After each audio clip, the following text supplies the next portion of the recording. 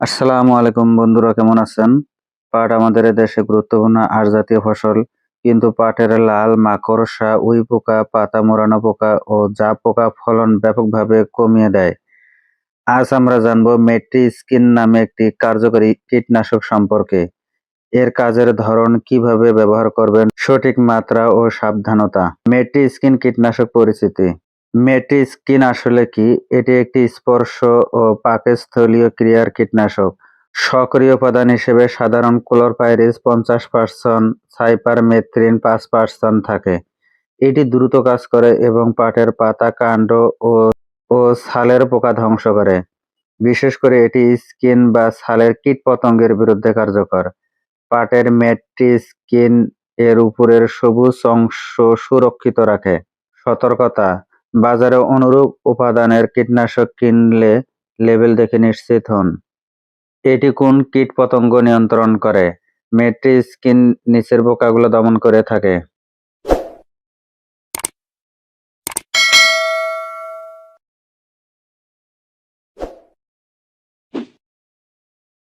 পাটের লাল মাকড়সা পাতার নিচে জাল বুনে রস শোষণ করে। পাটের উই পোকা গোড়া ও ছাল খেয়ে ফেলে।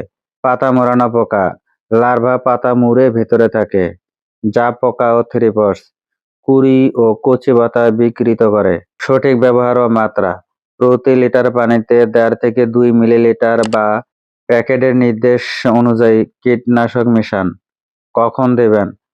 আক্রমণের শুরুতে গাছের 15 থেকে 20% পাতা, কাণ্ডে পোকা খাওয়া দেখলে স্প্রে করতে হবে।